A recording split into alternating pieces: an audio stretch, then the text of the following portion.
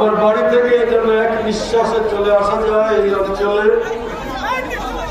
হচ্ছে আলিপুর ইউনিয়ন। সেই আলিপুর ইউনিয়নে বহুদিন আমরা আসিনি। সেই আলিপুর ইউনিয়নে বহুকাল আমরা আপনাদের সামনে দাঁড়িয়ে দুটো কথা বলতে পারব। যারা তাদের প্রিয় মানুষ, স্ত্রী, পুত্র, কন্যা, পিতা মাতার সঙ্গে, পরিবার পরিজনের সঙ্গে সময় দিতে পারেন না, একটা আতঙ্ক, একটা ভয়,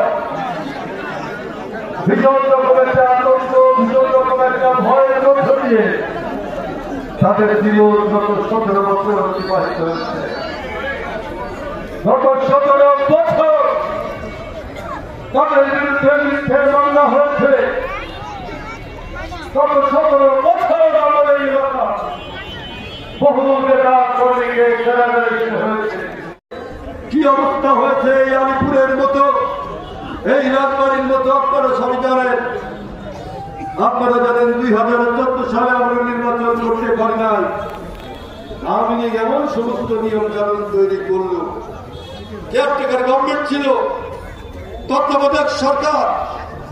শেখ হাসিনা এই তত্ত্বাবধায়ক সরকারের দাবি করেছিলেন, বেগম খালেদা জিয়া সেবার মেনেছিলেন যে ঠিক আছে তত্ত্বাবধায়ক সরকার একটা রেফারের মতো এইখানে একটা নির্বাচন অনুষ্ঠিত করুন। সেই তত্ত্বাবধায়ক সরকার, তার অধীনে 2001 সালে আমরা নির্বাচন করেছি। সেই তত্ত্বাবধায়ক সরকারের অধীনে 2008 সালে নির্বাচন হয়েছে। শেখ হাসিনা ক্ষমতায় এসে সেই তত্ত্বাবধায়ক সরকার বাতিল করে দিলেন। বাতিল করে দিয়ে তিনি 2014 সালে আইন কানুন জারি করলেন। 2014 সালে আমরা নির্বাচন করতে পারি না। 2018 সালের নির্বাচন যখন এলো, আমরা আমাদের নেতাদের বললাম আমরা নির্বাচনে যাই। বেগম খালেদা জিয়া তারেক রহমান বলল পরীক্ষা করে দেখতে পারেন নির্বাচন। শেখ হাসিনা 300 নেতা কর্মীকে গ্রেপ্তার করা হলো। 350 নেতা কর্মীকে গ্রেপ্তার করলো। আমার বাড়ির চারপাশে পুলিশ, মিডিয়া, রক্ষা মোতায়েন করে আমার ঘর থেকে বের হতে দিল না।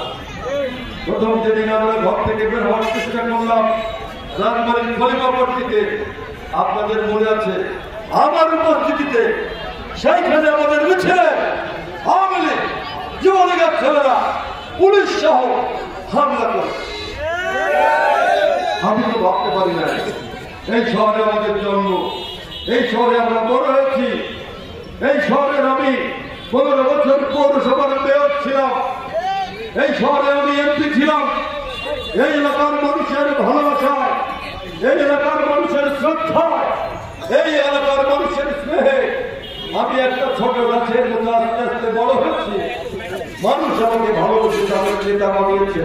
3টার দিকে আমি কাটিয়ে রাজস্বকে ফোন দিলাম, আমার কানে একটু আসবে যে আমাদের কিন্তু মিটিয়ে হামলা করতে পারে। তখন 3টে হয়। আমি রাজস্বকে ফোন করলাম, তোমাদের কি এইরকম প্রোগ্রাম আছে নাকি আমাদের মিটিংয়ে হামলা করা? বললো না না, এরকম কোন মিটিং। 18 বছরে ভোটার হয়, যার বয়স 35-36, সে ভোট কাকে বলে সে জানে না। আমার ছেলে ভোট দেয়নি।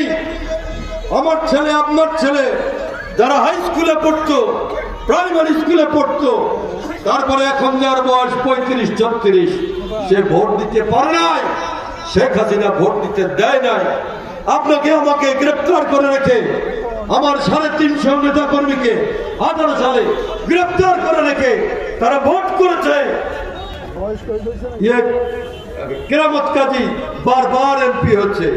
2001 সালে কেরামত কাজী, 2001 সালে একটা ফেয়ার নির্বাচন হয়েছিল, আমার পাল্লায় পড়ছিল নাকি?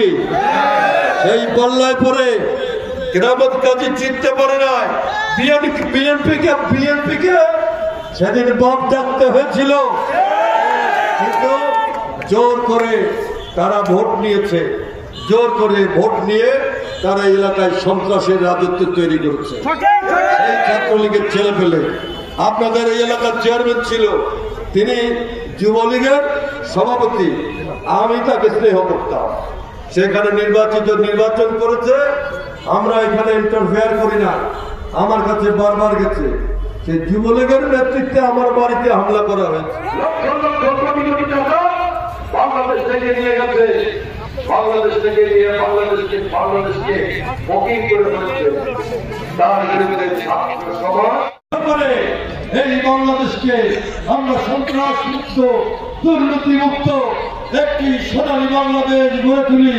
সেই যে বাংলাদেশে আমার সন্তানেরা, আমার বাচ্চারা, আমার উত্তরসূরীরা তারা এইখানে নিরাপদ একটা জীবন পাবে, এমন আমরা বাংলাদেশ গড়ে তুলি। এই আশাটা ব্যক্ত করে আপনাদের সবাইকে অভিনন্দন জানিয়ে আমি আমার বক্তব্য